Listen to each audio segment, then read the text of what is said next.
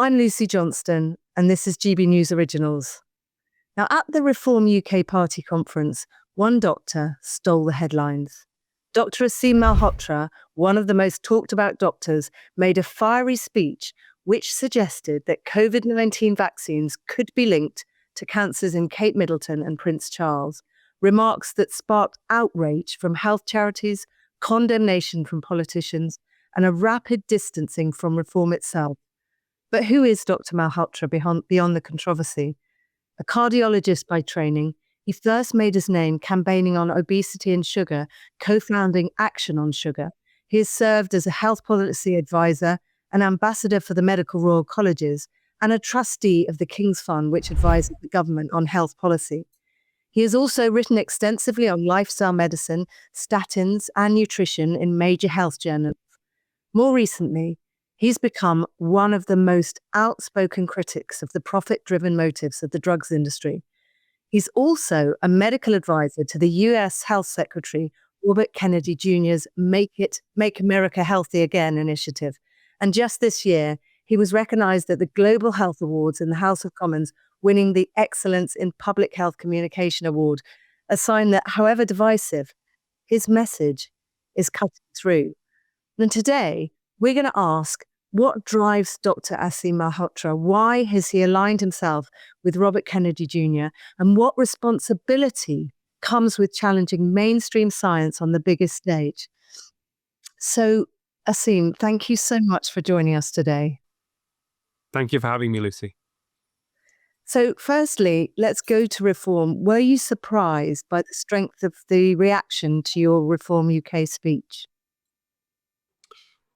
In many ways, no, actually, Lucy. And the interesting or the irony is, part of my talk was describing how, big corporations exert their power to define the narrative and to ultimately influence people's health behaviors for the purposes of money. But one of the ways that they exert their power, of course, is via, the media. Certainly in the United States, there's a lot of commercial influence for advertising over the media there that, affects editorial decisions. But also one of the ways they do it is by something called opposition fragmentation. So what that means is when there are people like myself who are essentially calling out their misdemeanors, that what they do is, and there's lots of histories and examples of this, is they make sure that those people are smeared. There are character assassinations. And actually, if you look at some of the reporting across, without mentioning any particular newspaper, I mean, it's across pretty much most of the mainstream legacy media in the UK and some of the US, that's exactly what you read. Essentially, this is a character assassination type of article. So it was actually predictable in many ways. But on that note, very quickly, as an activist, and we'll talk a little bit more about the substance of my talk, I see it as a backhanded compliment, because one of my inspirations is Mahatma Gandhi. And he said, first they ignore you, then they laugh at you, then they fight you, then you win. Did you anticipate that charities, politicians, and even eminent scientists would come out so forcefully against you? You have virologists and people that study vaccines and immunization.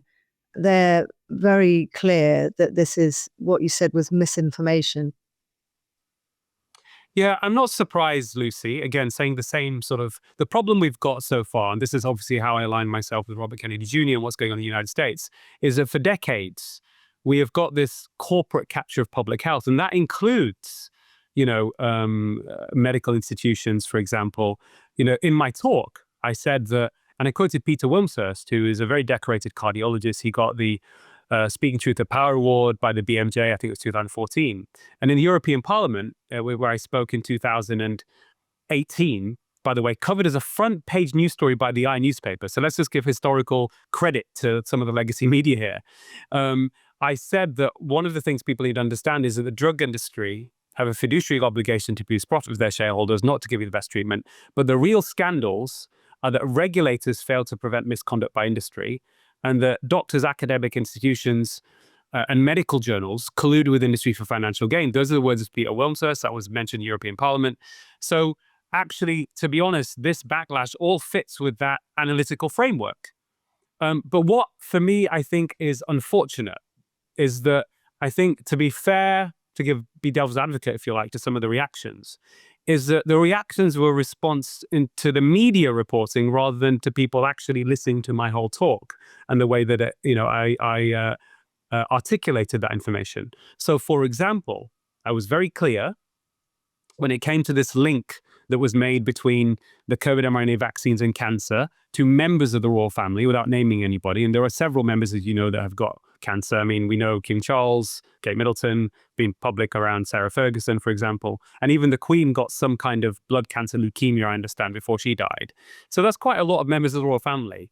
But the point I was making was that the reason why, and this is obviously my role, one of the reasons Nigel Farage invited me there as a guest speaker, there are two reasons. One, I'm the Chief Health Advisor to Action World Health, which is co-founded by him and David Roach, which is really just challenging the current structure and system of the World Health Organization, the way that they deliver medical information and health information. But the other reason was because of my alignment and role with the new US administration, but specifically my relationships with Kennedy and Jay Bhattacharya and people in the HHS, and being an advisor to Maha Action, the grassroots organization that, was co-founded or set up by Robert Kennedy Jr. And, what has happened in America recently, which has made headlines, is that the US administration under Kennedy has stopped $500 million worth of investments into the mRNA technology. So I had to explain to people why that had happened. And I only had 18 minutes. It was a very short, most of my lectures and talks, unfortunately, can go on for quite long, an hour and a half to 2 hours, although I tend to keep people quite engaged, is that I basically quoted the chief medical officer within Health and Human Services, Stephen Hatfield, who was involved in what he described as a mega-analysis, so looking at all of the literature. And in that, he said that hundreds of studies that are published and peer-reviewed have revealed harms of mRNA vaccines, and there are different mechanisms. By the way, which there are different mechanisms that they cause harm. But quoting him, because I'm giving people in the UK why was this decision made? He said that they're also interfering with tumor suppressor genes. So in other words, that suggests a possible mechanism of how it can cause cancer. At that point, of course, I'm aware for a long time, and I know you've interviewed him as well, one of UK's most respected oncologists, Professor Angus Dalgleish from St. George's University Hospital. He's also an expert in immunology. He was behind discovering the CD4 cells being involved in HIV. This guy's not a novice. He's got more than 500 peer-reviewed research papers published. He has been more than strong in his view that he feels that the COVID mRNA vaccines are causing cancer from his own patients who've been in remission from cancer.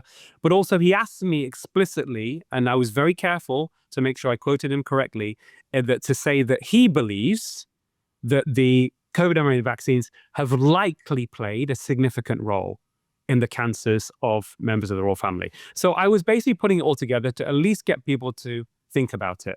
And unfortunately, there's been, let's be honest, Lucy, I've got to be honest, I think misreporting where that quote has been attributed specifically to me. I'm not an oncologist.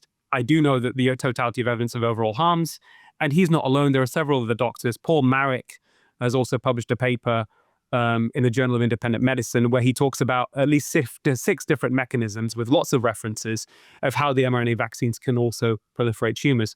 So we've got an issue of certainly that's been reported in the media recently about this explosion of cancers in young people. And of course, you and I know there are multiple factors behind cancer, but the question is, what suddenly changed to cause this young people having this explosion? You've got published evidence of mechanism of harm, and you've got the US administration, senior scientists within there saying it. You've got one of the most eminent oncologists in this country saying it. Come on. At the very least, the question needs to be asked, and that's why I mentioned it in the conference.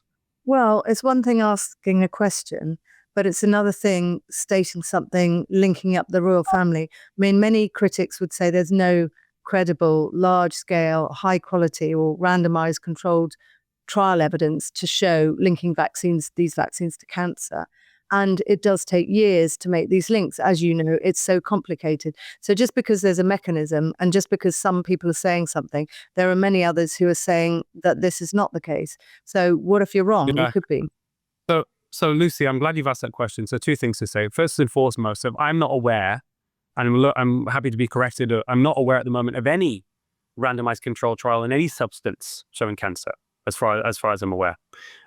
there are many other ways of gathering evidence. So, for example, smoking and lung cancer never had a randomized controlled trial. But the level and strength of the evidence over time, if you let me finish, through observational studies clearly showed that that was almost certainly causal. So you don't necessarily need a randomized controlled trial. The other side of it is, what's interesting is, that's fine for other people to say, disagree. But to be so equivocal when these are people who have got institutional links to the pharmaceutical industry, okay? But for them to be also so categorical to say that there's no link at all, that also is not a scientific statement to make, Lucy. Have they done the critical research? They have not. This has happened specifically with independent scientists. This is what Kennedy wants to do, is clear what we call drain the swamp of the commercial influence. And that's not been an easy thing to do, because a lot of experts, and I'm not saying that they are ill-intentioned, but this is part of the problems over time. The system has become so entrenched by these corporate influences that many of these scientists probably don't even realize or accept their biases if they're getting their institutions getting millions from the drug industry. So I'm not saying these are bad people. I'm not saying they're ill-intentioned. I'm just pointing out the biases. And I, as an independent doctor who's gone through this... Just to be fair, a lot of the critics who have spoken out against what you said are not getting millions of pounds, or some of them getting nothing from the drugs industry. So you cannot just say everyone who is speaking out against you has conflict of interest, surely. No, I'm not saying that at all. But there's also ideological biases and groupthink. And think about, this is a really important point you've raised, Lucy, as well. So we have gone through the last 4 years of pretty much hell for a lot of people, from lockdowns to the COVID devastation of the COVID virus itself, certainly for high risk and elderly people, people suffering from long COVID. I've got patients, who've got long COVID and they're still struggling, right? So let's not deny that this was a big problem. We've also now got the issue of the vaccine and the mandates and the coercion. And this all came from the so-called establishment, right? To the point where we had, in this country, actually, in many ways, we weren't as aggressive as other countries like America. The closest we got to being the most aggressive, certainly, was the vaccine mandates that were put forward for several months for healthcare workers. I campaigned proactively, as you know, to help overturn that, to help save 80,000 to 100,000 NHS jobs, because those doctors dug their heels in. And Professor Chris Whitty consistently was supporting this narrative and was telling people that they should, healthcare workers, the best thing they can do to protect themselves and their patients was to get the COVID vaccine, which was basically against the evidence by that stage. And I was very strong on that. And then recently, Lucy, he admitted in the COVID inquiry, reported by the Telegraph newspaper, that he said that he didn't really agree with the mandates for healthcare workers and the decision was political. So there's a credibility issue here. We've got, the situation where the establishment haven't put their hands up. And this is a problem. What I am advocating for more than anything else, Lucy, let me reiterate this, okay? And I am obsessed with this. I eat, sleep, and breathe this. Ethical, evidence-based medical practice and informed consent. Let me repeat that. Ethical, evidence-based medical practice and informed consent. That is in every single letter I do to patients, to their GPs or to them. This is an informed decision-making process. What I'm talking about the COVID vaccine, I published a peer-reviewed paper in the Journal of Insulin Resistance, and I did it in lines with this ethical framework, but also in keeping with good medical practice as for the GMC when it comes to informed consent and shared decision-making. We've got published literature in the BMJ Global Health in 2022, because this has also been raised here. There's been a suggestion that people like me and what we're doing is that we are decreasing trust in the profession and then fueling conspiracy theories.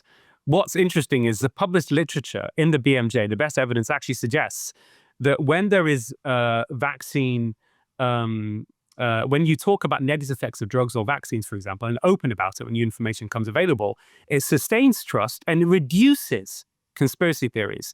When you withhold that information, the public clearly are feeling there's a problem with vaccine injury. And Lucy, this isn't just the general public, okay?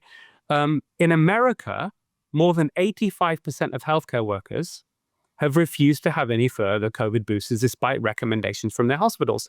The figure is likely similar in this country. I know from everyone I speak to, almost nobody is getting any more COVID boosters. So there's now a disconnect even between doctors and the so-called establishment, which means there's a problem of trust.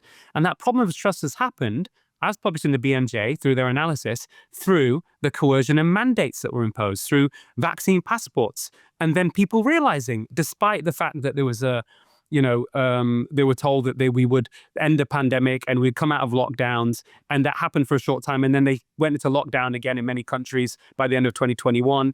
And there was never an acknowledgement by the medical establishment saying, listen, of course it was an emergency, of course we were rushed, of course we were stressed by it, but actually we've got a problem with, the information that we were told at the time clearly wasn't fully accurate. Pfizer even admitted that they didn't do testing on preventing transmission. They couldn't say there was evidence that it prevented transmission.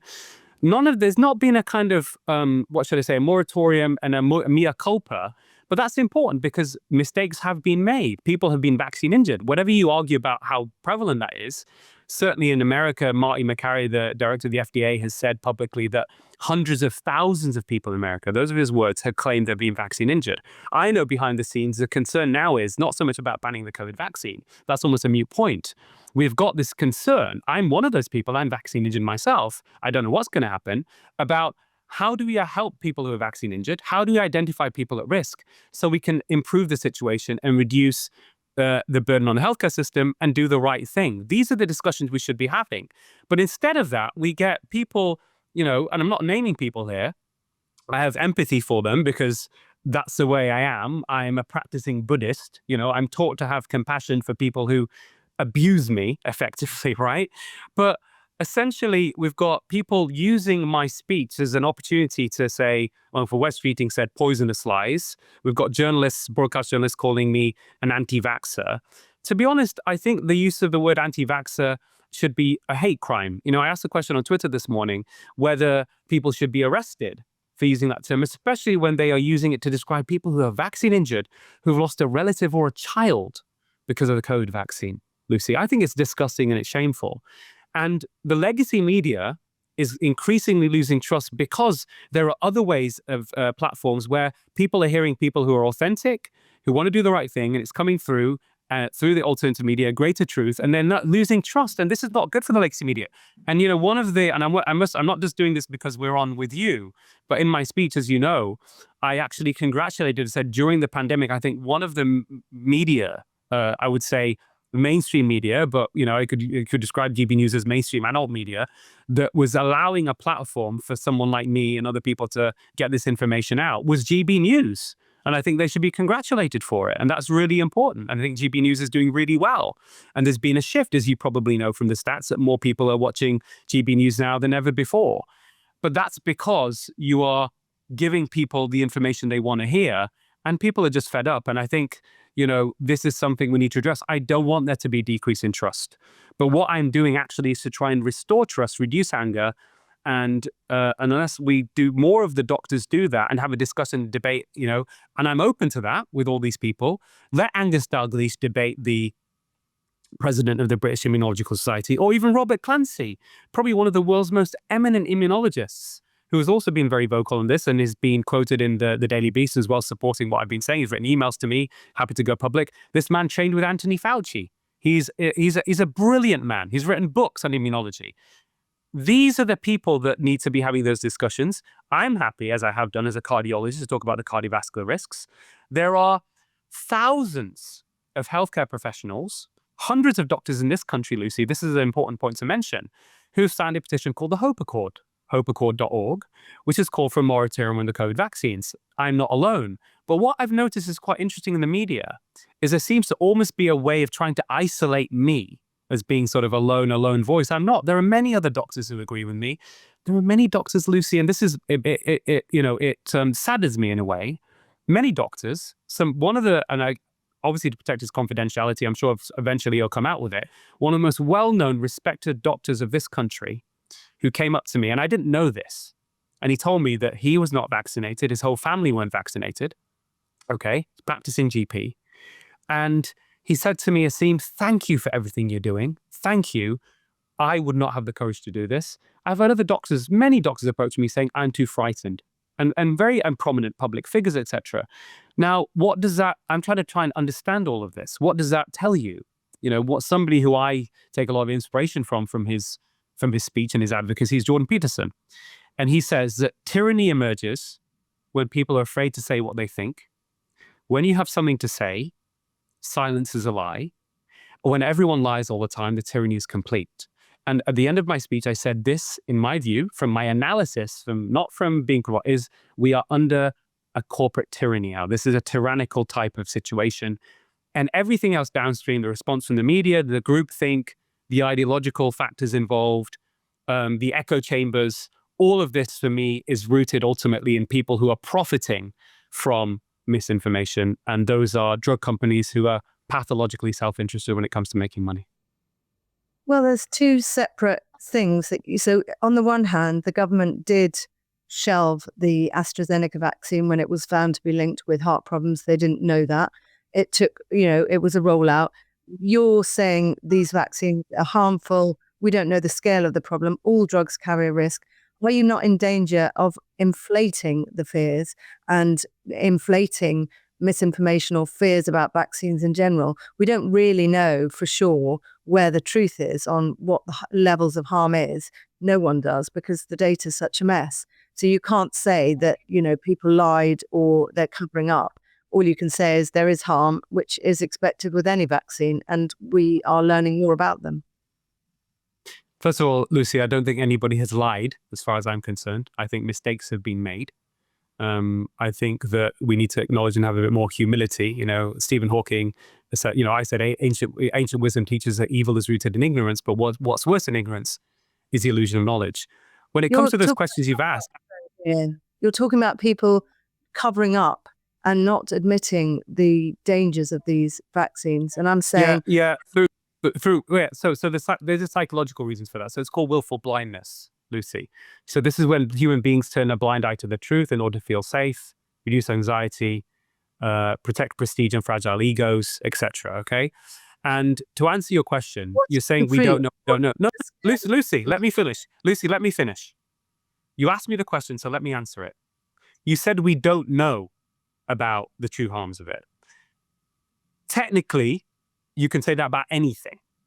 But the question is, what is the evidence and what is the level of evidence? Okay. And when you look at the COVID vaccine, and this is one of the main reasons that was cited for what happened in America with ending the investments in the mRNA vaccine technology, is the highest quality level of evidence is a randomized control trial. You know this, we've talked about this already when it came to the vaccine. That reanalysis was done by independent scientists of very high caliber, one of the world's top epidemiologists, Sander Greenland, the associate editor of the BMJ, Peter Doshi, and Joseph Freyman, who's actually now one of the most senior advisors of the NIH, as a lead scientist. They reanalyzed the original trials, and from ground zero, from the beginning, you were 2 to 4 times more likely, they found in their analysis, to suffer serious harm from the vaccine, at 1 in 800, than to be hospitalized with COVID. That was replicated in Norway separately. They didn't know about this. Norway actually came up with a figure of 1 in 1,000, where doctors specifically were making the diagnosis of vaccine injury or through hospitalization or serious harm. Okay, so there's a replication there. In our country, you asked about AstraZeneca. Conclusion, you're twice as likely to be harmed by the COVID vaccine as you were hospitalized. Just say that again. From COVID. So what they found, Lucy, which is extraordinary. What was extraordinary? Well, we can't separate it by age group. So they looked at overall in the trials. Right. But overall in the trials, and the people were aged from 20 to 80. Okay. But on that point, okay, it's important to know this. When drug companies design the trials, they generally choose healthier people, in the sense of people who are less likely to get side effects, because they want to basically produce the best possible results they can to market their drug, okay? So this actually probably is an underestimate. And this is only short-term harm at 2 months, okay? So at 2 months, short-term, they found in their trials, you were 2 to 4 times more likely, so this is Pfizer and Moderna trials combined, 2 to 4 times more likely to suffer serious harm from taking the mRNA product, 2 doses, than you were to be hospitalized with COVID. That was replicated in Norway, that found a rate of 1 in 1,000 from doctors' diagnosis, saying they felt there was a vaccine injury caused serious harm or hospitalization. Okay, so that's a replication. And then you asked me about the data, MHRA and all that kind of stuff. It's really interesting. So with the AstraZeneca vaccine, the yellow card reports, which, by the way, I'm vaccine injured. I know other people are vaccine injured. None of us have filled in the reports, but there's been a diagnosis accepted, probably vaccine injured, right? This is interesting. From AstraZeneca, there were 800,000 yellow card reports from just over, I think, 9 million doses, which is extraordinary, right? Almost sort of getting towards 10%.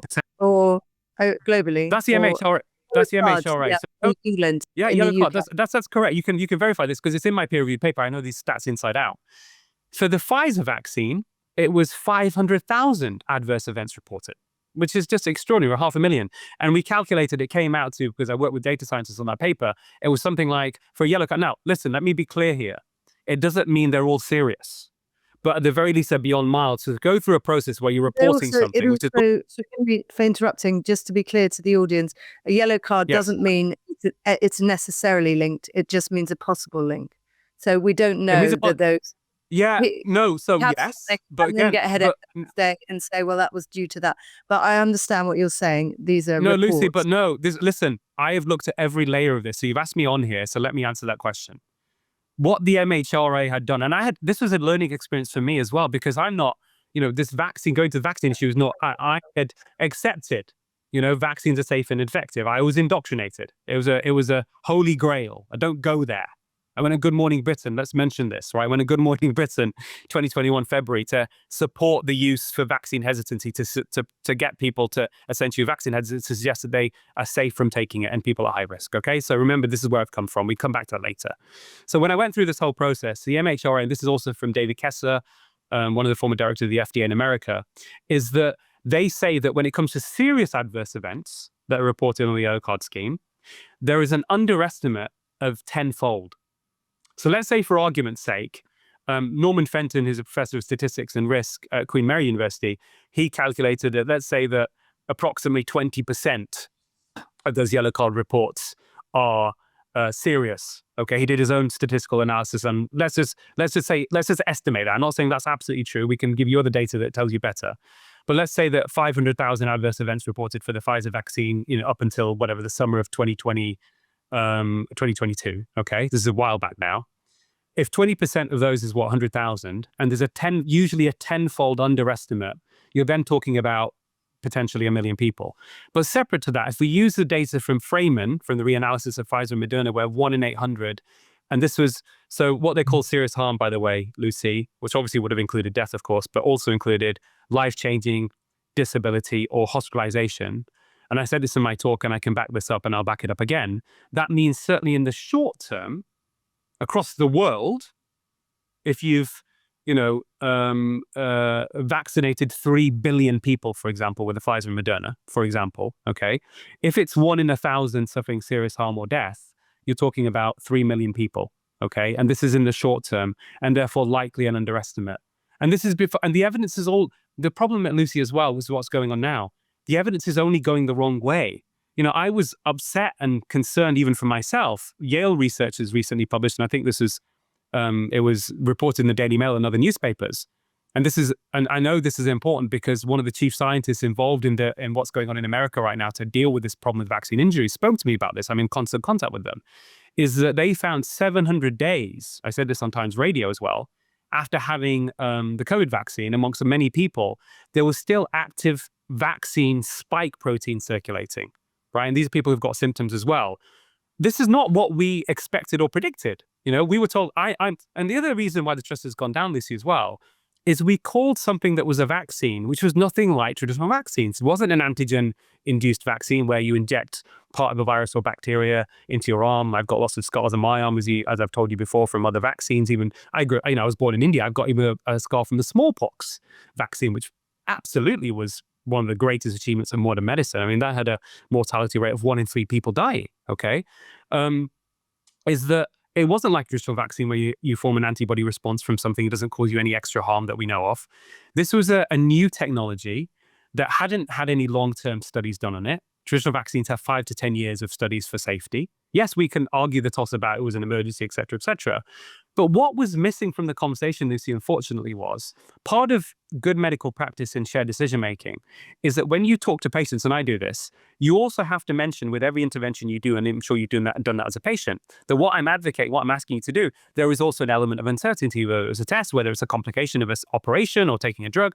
There's an element of uncertainty here, and I also attach that to drug industry-sponsored trials, which are never usually independently verified.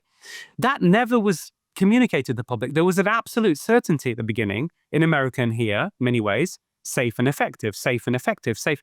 How can they say that? What they should have said is, listen, we believe this is the best way to manage the current issue with the pandemic right now. We are concerned in particular about people at high risk and elderly. I'm saying that if we go back in time with hindsight, I think this is what should have been done. And by the way, we don't really know, certainly the short-term trials from the drug companies, right, which, weren't independently evaluated because 86% of the funding from MHR of the regulator in our country comes from the pharmaceutical industry. This isn't mere conspiracy theory. This is an investigation by the BMJ in 2022. And one of the commentators of the BMJ said explicitly, the public and doctors should know the regulator cannot be trusted as long as they continue to make money from industry. That's their quote. You can verify this, okay? So all these things were already, these were structural failures. These were structural failures, Lucy, that allowed this to happen. So my solution to this, as well as us having an open discussion about what's going on, is to stop this happening again, is we need to correct those structural problems, right? And that's the way forward. And that's all I'm talking about here. Okay, so the people that are backing the vaccine, that are saying there is no link between the vaccine and cancer, are looking at different data or the extent of the data. We can argue about smoking and cancer. That took 100 years to show the causation. It does take a long time, those sort of studies, if you're looking epidemiologically. But you've looked at this data, they've looked at that data. We can't say that, one is wrong, one is right. But if you are wrong, because people can be wrong in medicine and in science, do you accept that you could be causing harm because you could be, what you're saying, could be reducing uptake of childhood vaccinations? No, I think that I would say absolutely no, Lucy, because there's a difference here. I don't think the people are so, I think it's unfortunate. I think some of the media broadcasters are really underestimating the intelligence of people. So the analysis in the BMJ actually answers this question in 2022.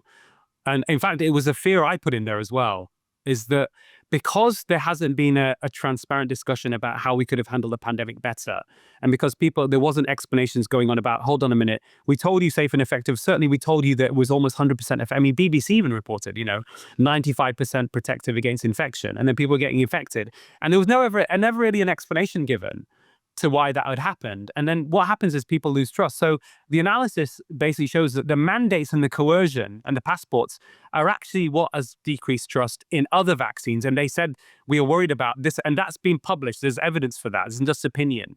So no, I wouldn't say that and by the way, it's not about wrong or right. I mean, at the end of the day, Lucy, it's about greater truths.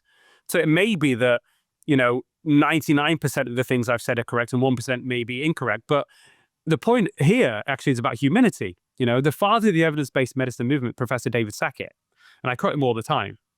And this, by the way, has been proven to be true with a study, by the way, which brings gasps from the audiences sometimes of shock, especially from doctors.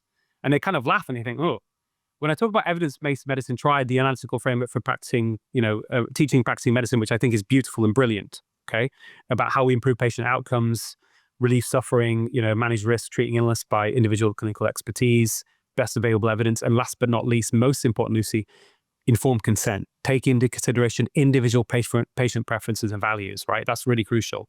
He also said this: 50% of what you learn in medical school will turn out to be either outdated or dead wrong within 5 years of your graduation. The trouble is nobody can tell you which half, so you have to learn on your own. We're almost, 5 years through the pandemic. At the very least, doing the principles, we can say at least 50% is outdated or dead wrong. I have been wrong about statins. I've been wrong about statins, Lucy. I was almost the golden child. I don't say that somebody wants to go and ask, some of my mentors. As a junior doctor in Manchester Royal Infirmary, I was a senior SHO. I was so obsessed with data and information and following guidelines.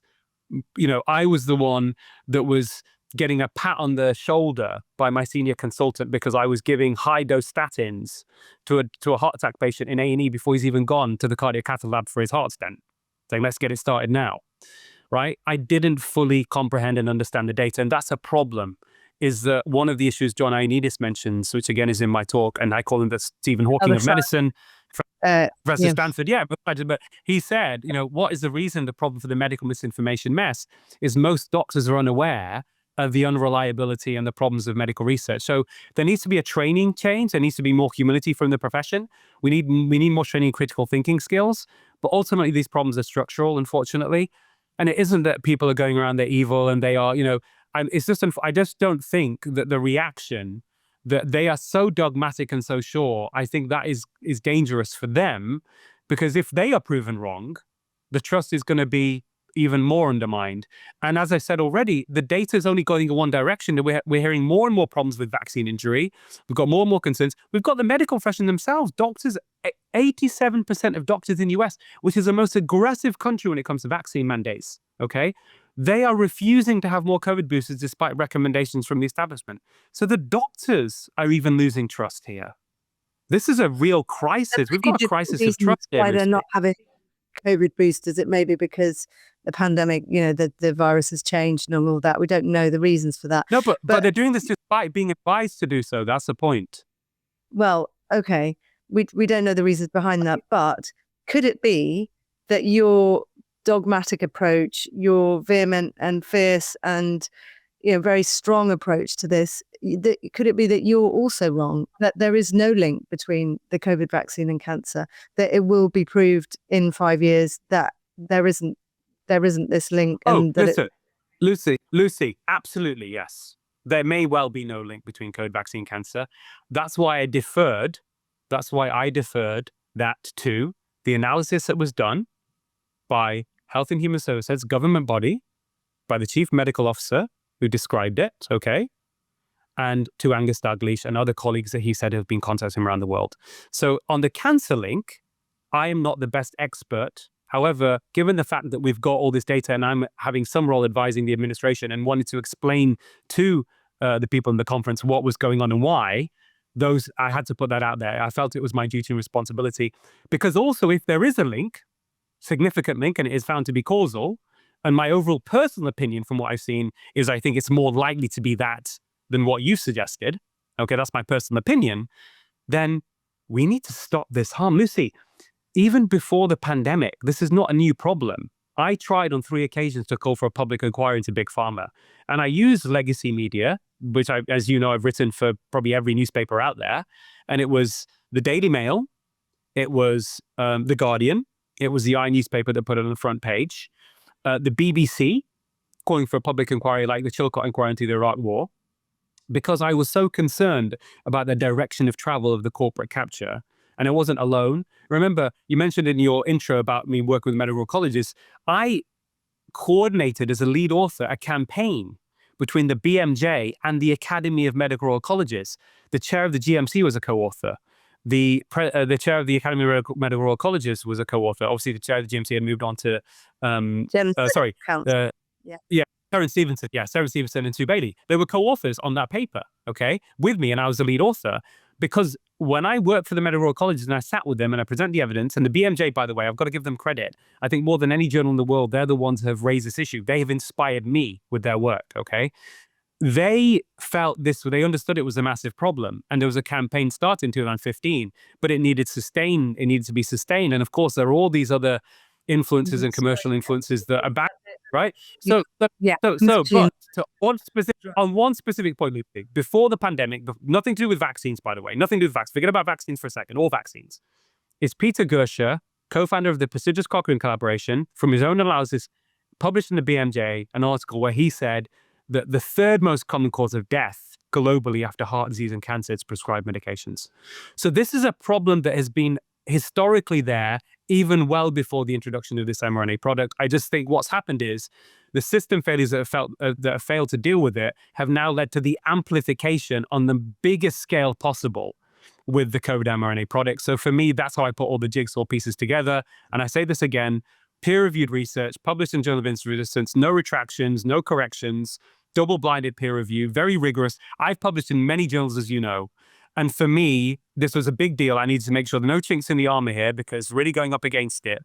And I was glad that it was so rigorously peer reviewed. It went back and forth for months, because the people peer reviewing it, I don't know who they are, because, that was the process to reduce bias. They don't know who I was, as far as I know.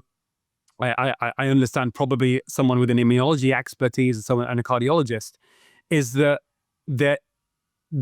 paper basically makes the case very, very strongly of how we got this wrong. There's a part 2, because that was something that the penny dropped for me. And when people look at that paper and they read it, and when I give talks on this, longer talks than the one at the conference, the penny drops. It says what? What's the essence of that paper? Well, at that time, at the end of 2022, and that's how my relationship with Kennedy started, because he called me after I went. Actually, by the way, can I just say, big thumbs up to GB News. They were the only broadcast media at that stage to report on my paper. It was September 2022. It's called Curing the Pandemic of Misinformation on the mRNA Vaccine through the Principles of Real Evidence-Based Medicine. So it's all about ethical evidence-based medicine, informed consent, GMC code of practice, right? About patient safety and informed consent. And I basically said that there's enough evidence now to call for a pause in the mRNA vaccine. And of course, the issue by that stage as well, Lucy, is that, most of the damage, unfortunately, the unfortunate damage from the COVID pandemic, happened in, 2020, to some degree in 2021. But by the time we've ended 2022, obviously most people who are going to be vaccinated took the vaccine anyway, and the virus had mutated to something, thank God, that was much more mild. So, at that stage, I felt, even from that perspective, even if I was wrong, it was safe to say, let's pause, let's have a look. But the evidence since then has accumulated even, and Lucy, one other point, this is really important, because this is actually something that influenced people within the Maha movement they didn't know. And thumbs up again to the UK for this. Movement, yes. Yes. I'm just thumbs up. Honestly, kudos. I said I'm proud to be British. This is another reason I'm proud to be British. Okay.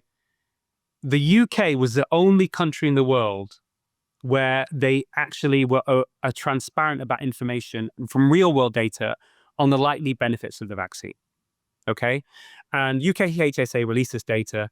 And at the beginning of 2023, for people over 70, two doses of the COVID vaccine, you had to vaccinate 2,500 people over 70 to prevent one of them being hospitalized with severe COVID, right? But that was against a serious harm rate on average overall of 1 in 800. So you could, but now the latest data by the end of 2024, Lucy. Forgive me, that's not, just to be clear, the serious harm rate of 1 in 800 is not from the UK Health Security Agency. That's from a paper, a rereading of the Pfizer data. That is a separate thing.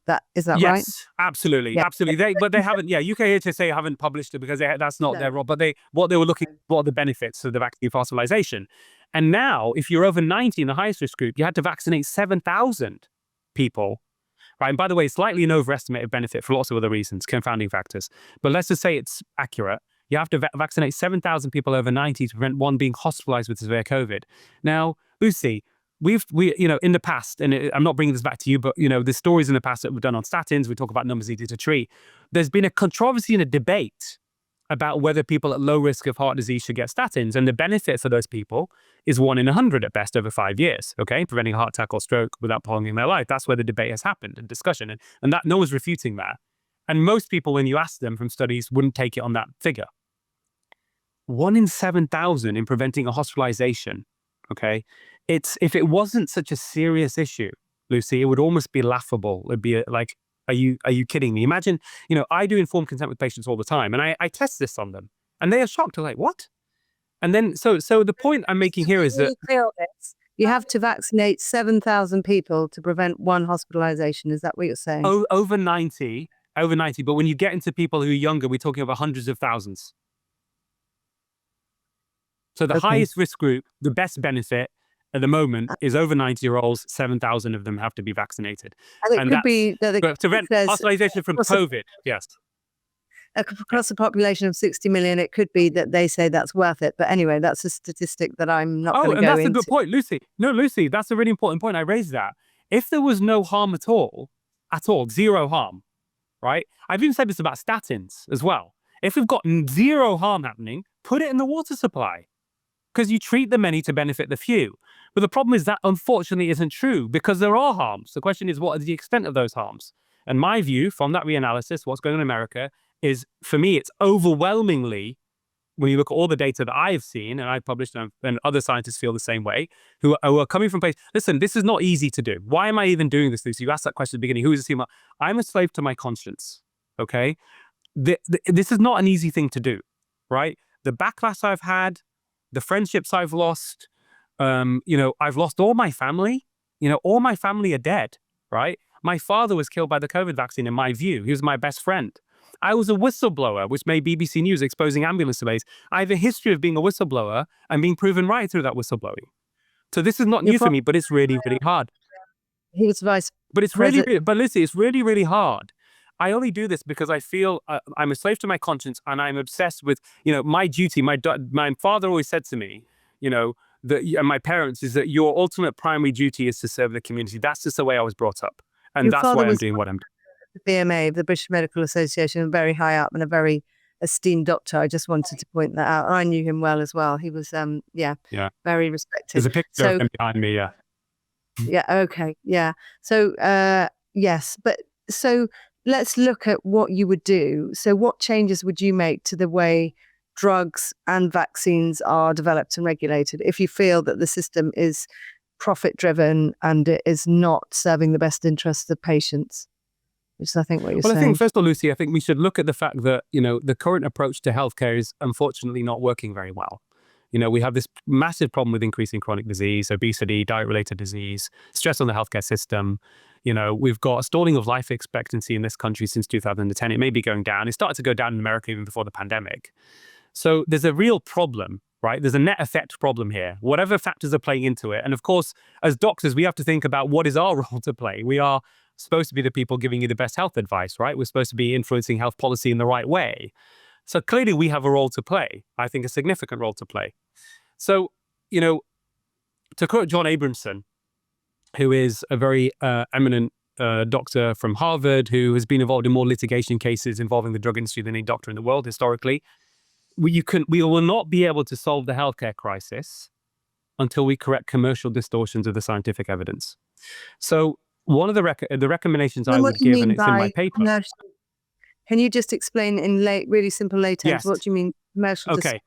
Medical knowledge is under commercial influence, but most doctors don't know that. So what that means is when doctors make decisions about drug prescriptions, invariably those drug prescriptions come from information that has been designed from trials designed by the drug industry, analyzed by the drug industry, summary results given to the regulators, and now the regulators get most of the money from drug industry. So there are many layers of bias. That what that means in the end downstream, which everyone can understand, is ultimately the safety and benefits of almost all medications, certainly where drug industry involved, which is pretty much most trials now, are grossly exaggerated. So you're not getting the ideal informed consent going on. That's what I'm saying. So how do we correct that? So how do we correct that? That's the question. How do we get? Can I step in and say, the drug companies themselves would argue if you're doing randomized control peer-reviewed studies, so you are randomizing people so that some are taking drugs, some aren't taking a drug, the studies themselves are looked at by other people and they are controlled so no one knows what kind of drugs they're taking. How can you really have such levels of bias in a system like that? Surely that is the best quality evidence we have. It's the best we have right now, Lucy, but it's not good enough and it's not working. So there are many layers. It's not working, but can you tell me? I'm not arguing. Yeah, but I'm just saying, how does that become? I'm going to explain it to you. And by the way, if people listening to this want the best reference and the best book to look at all of this, and it's extraordinary, written by John Abramson, it's called Sickening: How Big Pharma Broke American Healthcare. So one of the examples he gives, and I was even shocked when I read this, is that even before the drug trial has started, so you're a drug company, you produce a product, you use the scientists, you think it's going to work in a particular condition, okay? Before you've even done the trial to see whether it works or not, they're deciding their marketing strategy before the trial. So they're deciding, what's it going to cost? How much money do we want to make on it? How many people are going to take it? Before they've started, so there's already a bias. So they then design a trial that is likely, from the information they already have available, to give them the best results and also minimize, for example, side effects. So one of the examples, of course, historically is around statins. The heart protection study was a study that was published, if I remember correctly, in The Lancet. And there was something I didn't even know. This is all new to me. So you're going from the pro-statin guys to saying, hold on a minute, what's going on here? And the reason I looked at statins is because there was a discrepancy between what I was experiencing in terms of side effects diagnosis of my patients, what the published literature was telling us. So one of the ways they can do this is they choose participants that are less likely to get side effects. So they figure out, maybe through animal studies or whatever they're doing, that there may be certain people that are more likely to get side effects. So they don't put them in the trial, okay? Then they can even do what we call a pre-randomization run-in period. So they seek volunteers at the beginning saying, would you like to take part in this trial, blah, blah, okay? And they sign, NDAs or whatever else. And then they, Exclusion. after a Yeah. few weeks before the trial started, they removed participants which they say are non-compliant, which obviously also includes people that have experienced side effects, okay? And then the people they're then doing the trial on are a very selected group of people that even may not even represent most of the people who are going to take the drug in the real world. So that's even one way. Then when the results come out, you know, they're often tens of thousands of pages long, because these trials are very extensive, as you say. They cost a lot of money, they take a lot of time, they involve thousands of people. And they give the summary results, if you like, to the regulator. And often they can give the rest of the research results, but often the regulators don't have the, you know, they only look at the summary results and trust that. And then they then approve the drug based upon that. But the bias that comes in there, Lucy, and that everyone can understand this, and it's, in my view, it's a form of corruption, if you like, is that, you could argue that at least, is that the regulators are getting most of their money from, they don't want to bite the hand that feeds them, from the drug industry. So there are lots of different ways, but there's many more. These are just a few. So one of the things that I've suggested is this, is that drug companies can produce new products. And Lucy, if their product is so good, why not allow them to be the trials to be conducted independently to reduce the risk of bias, okay? And then the evaluation of those trials to be done independently. That's it. It's very straightforward. You know, I believe in democracy. I believe in informed consent. I'm a potential patient. We all are. I'm also a doctor. And I ask patients, I talk to them about it, I talk to everybody about this, because I'm obsessed with it. I say, what do you think about this? First of all, they are shocked by the current system, the current way it works. And of course, we believe that should be the right way to do it. So that is absolutely one way that I think that in itself would solve a lot of the problems. And Lucy, this isn't about pharmaceutical industry, it's about food industry as well. We've been involved in this whole conflict and debate going on about saturated fat and low carb diets and sugar. I mean, talk about backlash. John Yudkin was the British nutrition scientist who went to loggerheads with American scientists in the 60s. The American scientists said saturated fat was the major cause of heart disease. Yudkin said, no, it was sugar. The sugar industry, which was very powerful, weighed in supporting Ansel Keys. Yudkin got destroyed and hung out to dry, okay? And then 30, 40 years later, Robert Lustig, pediatrician in America, brilliant man, he, you know, starts publishing and saying sugar is toxic, etc., publishes in Nature. I helped form Action on Sugar with him, etc. And obviously, you know that what happened after that. Look at the history here of what's been going on. So I think we just have to be a more humble in our approach when it comes to medical knowledge. But to answer your question, that would be a one way forward. The other thing, Lucy, as well, very simple, which I do already, is use of numbers needed to treat when it comes to prescription of drugs. So statins are a good one, and this isn't disputed. The way that the information is presented in the results uses something called relative risk, which inflates in doctors' minds and the public the benefit of a medication. So for example, say you have a drug trial, let's say just 100 people, and we're using, say, statins as an example, and we follow them up for 5 years. And in the one group, we give them the statin, in the other group, we give them the placebo. It's double-blinded, so to reduce the risk of bias. They are essentially clones of each other, so they're matched in every characteristic. And 5 years later, in the people that took the dummy pill, essentially didn't take the statin, okay, 2 of them end up having a heart attack out of 100, all right? And the people that took the statin after 5 years, only 1 of them suffered a heart attack. Okay, so you've reduced the likelihood of a heart attack from the statin by 50%. Okay, you've reduced 1 out of 2 over 100. There's 50% less likely.